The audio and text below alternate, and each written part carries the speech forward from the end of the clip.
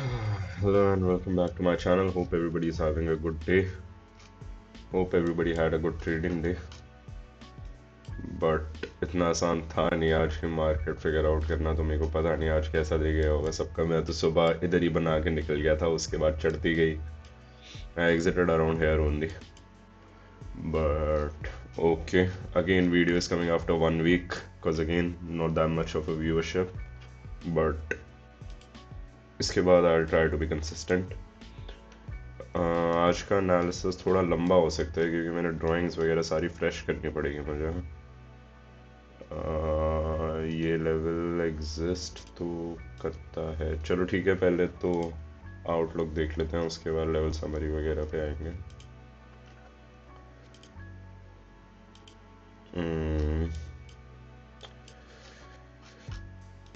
Trade आज लोगों ने सेंसेक्स ही किया होगा आई गेस। निफ्टी करते तो आई थिंक ज़्यादा पैसे बनाने का चांस होता है। सेंसेक्स में तो थीटा डिके में ही आधा ज़्यादा अमाउंट गिर गया था, तो क्या ही बनाया होगा किसी ने, अनटिल एंड अनलेस वो एक जो यहाँ वाला मूव था वो कैच किया हो। बट ओके, उसमें भी आई थिंक 50% इंक्रीज ही आया था। 200 रुपये का ऑप्शन कुछ 320 340 का टॉप लगा के घूम गया था। दैट वाज आल्सो 80, कौन सा था, या 83 400 पुट। अगर उधर भी एग्जिट नहीं किया होगा तो पिट ही गए थे वो वाला ऑप्शन भी। तो देख लेते हैं, कल आई थिंक मेजरली सब सेंसेक्स में ट्रेड करेंगे, बट आउटलुक देख लेते हैं। लेवल्स तो बने ही हुए हैं, यही काम करेंगे। 800 के नीचे जाएगा तो दोबारा 760 फर्स्ट लेवल। वैसे लेवल समरी अभी क्यों दे रहा हूँ, बाद में दूंगा। 1 day chart. Okay, so this is very interesting. First, we had a bullish engulfing. Then we had a confirmation to bullish engulfing. Now we have a bullish hammer above 20 period moving average, above 50 period moving average, and 20 period moving average, 100 period moving average is again about to cut 50 period moving average vertically. तो ये सारी science bullishness के हैं। 20 period moving average भी घूम गया है, ये जब इन्हें काटेगा तो और बुलिशनेस हो सकती है। तो ना we might actually see all time high now, at least 26 के तो अप्रोच करता हुआ नजर आ रहा है। क्योंकि गैप फिल, पहले कल तक ये बात थी कि गैप फिल वाला फिल करना था, अब इधर से अगर घूमता घूमता है, लेकिन अब 25 800 के ऊपर है तो भाई बुलिश टेरिटरी है, अब तो कुछ दो राय है ही नहीं। Charts completely bullish on daily time frame. Weekly time frame, wow, weekly time frame पे ऑलरेडी बुलिश पियर्सिंग बन गई है। मंथली कैंडलस्टिक, मंथली कैंडलस्टिक भाई, मंथली कैंडलस्टिक अगर इसके ऊपर आ जाती है तो ये भी बुलिश पियर्सिंग बन जाएगी। Charts bullish on all turns, मतलब कुछ है ही नहीं भाई, सारी चीजें बुलिश हैं, क्या है ये। चलो इसके अलावा देख लेते हैं। Charts bullish on all turns, on all intervals, sorry. ये तो निफ्टी की बात थी। चलो now let's come on to open interest.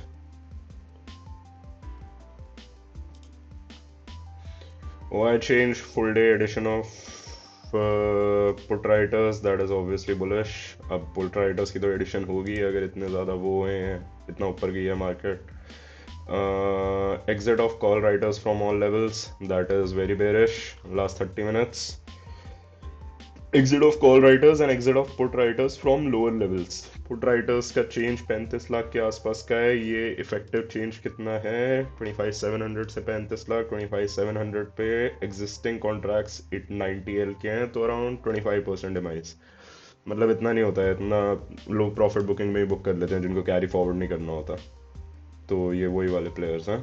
As far as call writers are concern, ये वाले रिस्क में, क्योंकि 25,800 वाले अभी होल्ड कर सकते थे। लास्ट 30 मिनट्स में अगर ये भी निकल रहे हैं, कितना क्वांटिटी है, 32L, 32L, and this is a big quantity, 33%। तो ओ आई चेंज भी कंप्लीटली बुलिश है। Open interest, open interest is हाँ, 26,000 से पहले कोई लॉजिकल रेजिस्टेंस नहीं है। और 25,700, 25,600, 25,500 ये तीनों ही सपोर्ट्स का काम कर सकती है। लेकिन ये जो in the money call writers बैठे हुए हैं, ये अभी भी क्यों बैठे हुए हैं ये नहीं समझ में आ रहा है। ये अभी फिगर आउट कर लेते हैं। Oh I change, as you can see put writers have entered on all levels, call writers इधर से एग्जिट करे हैं। ये ऊपर जाने के बाद भी 25,700 पे कॉल राइटर्स की एंट्री हुई है। That is interesting. 25,800 पे भी कॉल राइटर्स की ओवरऑल एंट्री ही हुई है। 26 के लेवल पे भी कॉल राइटर्स की एंट्री हुई है। 26 के इज अ रेजिस्टेंस, 26 के तक जानी चाहिए मार्केट, उधर से घूमे ना घूमे वो देखेंगे। लेकिन 26 के से पहले तो कुछ होता हुआ नया नजर नहीं आ रहा। सिर्फ एक चीज है, ये in the money call writers अभी भी एग्जिस्ट कैसे कर रहे हैं ये समझ नहीं आ रहा। But first obviously second day after expiry है तो इतना कुछ बोल नहीं सकते। But again option chain bullish on all intervals. F I D I data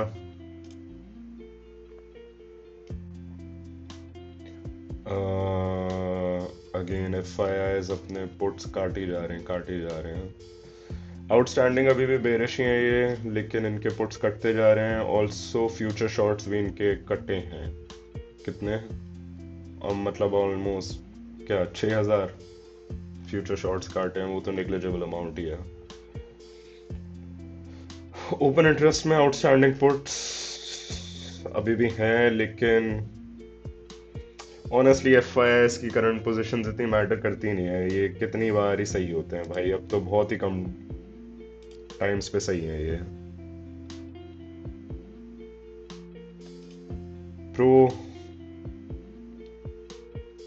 Professional investors have added more bullish positions. Now this is completely bullish, obviously. Call longs and put shorts. ये 26,000 ही indicate कर रहा है। Future shorts कल बनाना start करे थे, लग रहा था बनाना स्टार्ट करेंगे और नीचे जा सकती है मार्केट, आज काटना स्टार्ट कर दिए। Client client is holding straddles, तो क्लाइंट ये हुआ है आज इतना फर्क नहीं पड़ रहा। मतलब कमिंग मार्केट्स में भी इतना फर्क नहीं पड़ने वाला। Why the fuck are they holding straddles though? First time seeing a retail holding straddles. Cash market. F I I S ने बाइंग करी आज 1,200 करोड़ की। डी आई एस की भी बाइंग हुई है। ये तो वो दिन था जो 1.3% गैप डाउन खुली थी मार्केट, ठीक है। F I I have been buying since the past 2 days, साथ साथ में अपने ऑप्शंस में भी पोजीशंस काट रहे हैं, so that is also bullish. Net क्या है? नेट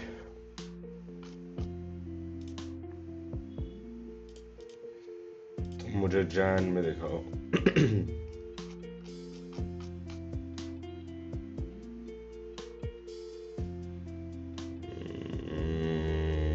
कैश में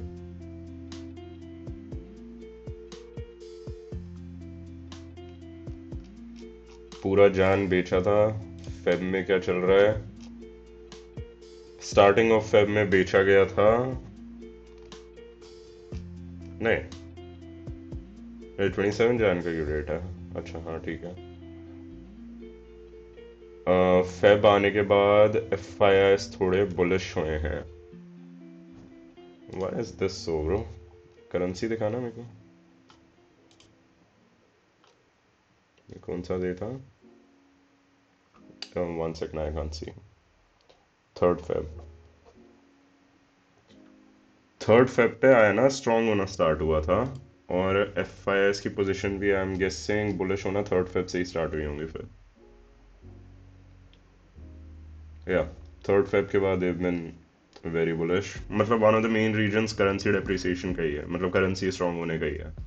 so basically what happens is that अगर करेंसी स्ट्रॉन्ग हो रही हैं तो मान लो तुमने आज $1 92 पे कन्वर्ट किया, ये 2nd Feb को तुमने 92 पे डॉलर कन्वर्ट किया INR में। उसके बाद तुमने इंडियन मार्केट्स में इन्वेस्ट कर दिया, तो तुम इंडियन मार्केट्स का तो रिटर्न ले ही रहे हो, साथ में आईएनआर भी स्ट्रांग हो रहा है, तो when you are withdrawing it तुम्हें 1-2% का राइस तो ऐसे ही मिल गया ना, मार्जिन मिल गया। तो उसकी वजह से एफआईएस की एंट्रीज हो सकती हैं ये। ऑल्सो आईएनआर कितना स्ट्रांग होना है अभी, और वो तो देखते हैं। बट चलो, एफआईएस की एंट्रीज का जो कैश मार्केट्स में हो रही है उसका reason most likely INR strength की वजह से ही है। इंटरनेशनल मार्केट्स में क्या हो रहा है वो भी देख लेते हैं। NAS 100 is 1.3% up, Nikkei is 1.02% up, S&P is 0.82% up, Dow Jones is 0.52% up.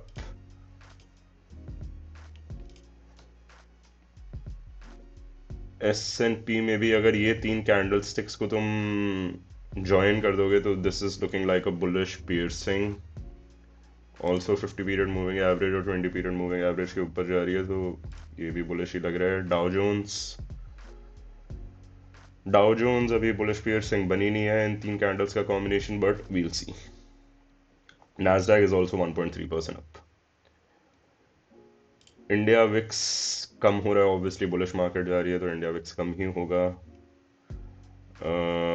USD JPY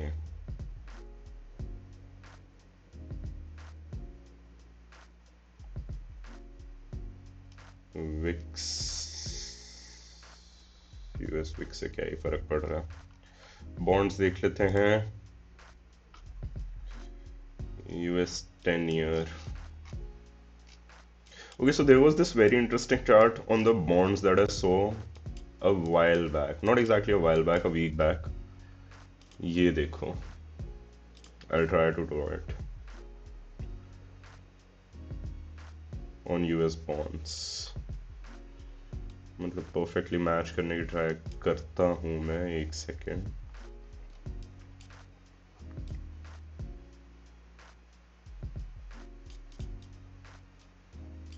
ठीक है,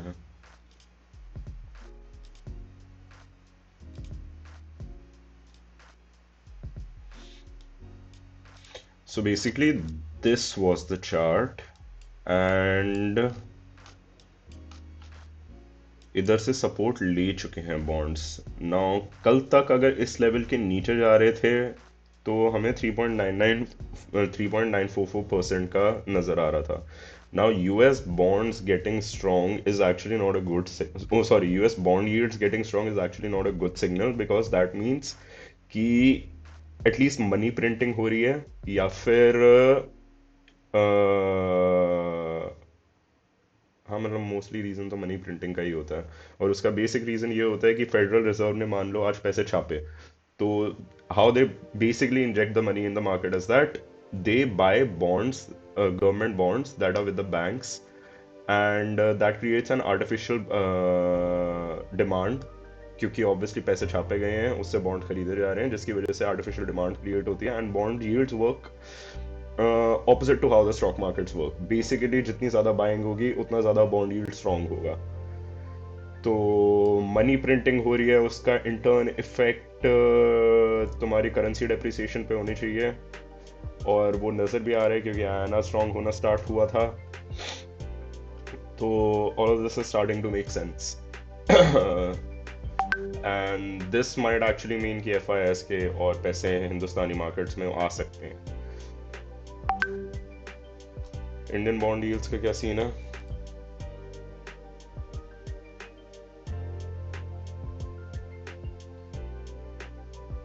Indian bonds are weakening, that means the bond yields are going to be spiking, and that in turn means that more FII money is going to be coming into the market. चलो gold silver देख लेते हैं। मतलब देखने का point ही नहीं है, silver अब तो ट्रेड ही करना बंद कर दिया भाई। ये दिन के 5-5, 6-6% के मूव कौन ट्रेड करे भाई, risky. Gold is looking, actually gold silver से इस समय दूर ही रहो। देयर इज अ, मतलब बेसिकली अपेरेंटली बात ये चल रही है कि Russia might be switching back to US dollar. तो अगर वो अपने गोल्ड रिजर्व्स बेचना स्टार्ट करते हैं तो ऑब्वियसली गोल्ड का प्राइस कहाँ जाएगा पता नहीं। पहले तो पैनिक के अंदर बाइंग चल रही थी, अब ये क्या करते हैं क्या नहीं करते हैं उस पर डिपेंड करता है। Now why do we want to take a trade based on speculation? तो गोल्ड सिल्वर इस समय अवॉइड करो। चलो ये हो गया। कल के लिए मार्केट ऑब्वियसली बुलिश, 800 के ऊपर जब तक एक काम करो, ये 825 आज का लेवल, आज का टॉप मार्क कर लो। निफ्टी में 830 के ऊपर जाने दो मार्केट को, 830 के ऊपर जाती है, पहला लेवल 870, 900 के ऊपर 940 के लेवल पे मैंने बस लाइन ड्रॉ कर रखी है क्योंकि यहाँ पे एक रेजिस्टेंस एग्जिस्ट करती है, लेकिन ये मोस्ट लाइकली सस्टेन नहीं करेगी और 26,000 तक का लेवल आ जाएगा अगर 900 क्रॉस होता है। अगर 940 के आसपास तुम्हें रिवर्स करती हुई दिख रही होगी मार्केट तो एग्जिट कर लेना, बेरिश पोजीशन बनाने की जरूरत नहीं है क्योंकि फिर वो इधर टाइम खराब करके हो सकता है 26,000 तक चले ही जाए। 940 में बेसिकली बस टाइम खराब करने का काम होगा जिसमें तुम्हारा थीटा डिके हो सकता है, इसलिए वो मार्क कर रखा है कि हो सकता है कि 940 पे जो तुम्हें प्राइस मिले वही तुम्हें 26,000 पे भी मिले, लेकिन अगर 900 क्रॉस होते हैं तो 26,000 आने ही चाहिए। 830 के ऊपर पहला लेवल 870, 870 के ऊपर 900, 900 भी अगर क्रॉस होता है तो 26,000 आना चाहिए। 940 के आसपास देख लेना अगर एग्जिट करना हो, अगर तुम्हें दिखाई दे रहा हो कि मार्केट बहुत टाइम लगा रही है उधर। As far as down side का एडजस्ट से कि अवॉइड ही करो इस समय प्ले करना, लेकिन अगर तब भी प्ले करना है तो 760 से नीचे तो जाने से पहले कुछ करने की जरूरत नहीं है। 760 के नीचे 700 पहला लेवल, छोटे छोटे टारगेट्स चेज करो डाउन साइड में, ज्यादा बड़े टारगेट्स नहीं मिलने वाले अकॉर्डिंग टू डेटा एटलीस्ट। 760 के नीचे 700, 700 के नीचे 650, 650 के नीचे 600 और 600 के नीचे चले जाए वो बहुत बड़ी बात हो जाएगी। निफ्टी का हो गया। सेंसेक्स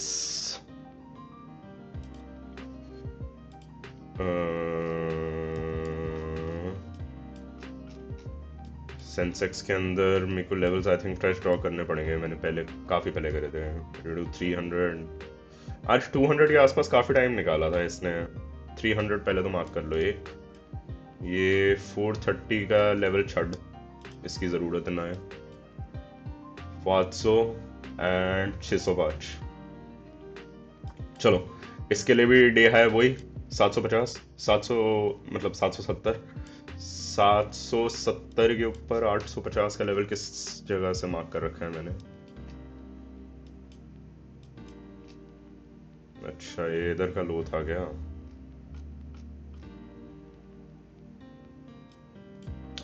एक काम करो फिर 770 क्या देख रहे हो, 850 के ऊपर ही जाने दो। 850 770 ही एक्चुअली छड़, 770 के ऊपर 858 के आसपास देख लेना अगर पॉज ले रही होगी। Again the same logic in Nifty, नहीं तो 84 की लेवल आना चाहिए। 84 के ऊपर 84 150 और हाँ मतलब ये वाली रेंज देख लेना, ये वाली रेंज के ऊपर अगेन 84 334, 84 334 के ऊपर 84 500 और 460 व्हाटएवर, एंड 84 600 800 85 के सारे लेवल्स खुले हैं। नीचे की साइड ले मैं ज्यादा लेवल्स मार्क नहीं कर रहा क्योंकि मेरे को लगता ही नहीं है नीचे जाने वाला है। अगर जाएगा भी तो वही है जैसे निफ्टी के अंदर बोला था 83 600, 83 600 भी छोड़ो भाई, 500 के नीचे जब तक नहीं जा रहा कुछ मत करो। आज 500 पे इसने काफी टाइम लगाया था। 500 के नीचे 350 पहला लेवल है, 350 भी अगर ब्रेक करता है तो दोबारा वीकनेस आ सकती है जो 83 200 और 83 के लेवल तक लेके जा सकती है, क्योंकि यहाँ से काफ़ी सेलिंग प्रेशर आया था लेकिन उधर से ही बायर्स ने उठा दिया था। तो सेंसेक्स के अंदर भी ये लेवल्स रहेंगे। निफ्टी बैंक तो ऑल टाइम हाईएस्ट पे ऑल टाइम हाईएस्ट बना रहा है। कल इसने किसी ने अगर ट्रेड करना है तो भाई लेवल्स दे देता हूँ, वैसे मेरे को लगता नहीं। इसके लिए भी यही है। ये जो पहले का लेवल बना हुआ है फिबोनाची रिट्रेसमेंट से नहीं, ये ऑल टाइम हाई है, ठीक है ऑल टाइम हाई है। इसके ऊपर खुला आसमान है, जहां तक मिल रहा होगा ले लेना, वो लेवल्स अभी नहीं बना रहा मैं। निफ्टी बैंक हो गया। HDFC and Reliance, HDFC and Reliance levels mark दिए हैं, काम भी आई थिंक कर ही रहे हैं भाई साहब। 2 हफ्ते पहले लेवल्स मार्क करे थे, अब तक काम कर रहे हैं भाई। Sometimes I think I am genius but okay.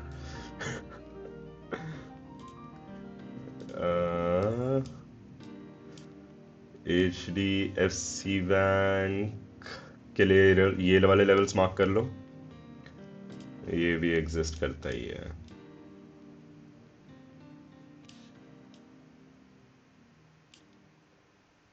Does this actually exist or this? I think this. ये ज़रूरत है? Not really. Let's just go here. And then this. ठीक है. HDFC बैंक के लिए ये लेवल्स मार्क कर लो. Reliance Industries.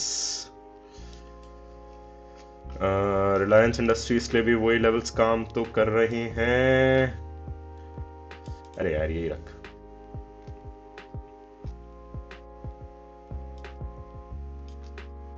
ठीक है. इसके नीचे ये एंड ये. ऊपर की साइड के लिए तो खुला आसमान है ही भाई रिलायंस में भी. ठीक है, लेवल्स मार्क कर लो, ये काम करेंगे. आई थिंक मैंने सब बता ही दिया है.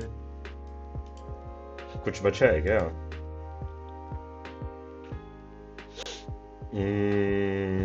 Not really. Chalo, thank you so much for watching. If anybody saw this video, I'll see you tomorrow.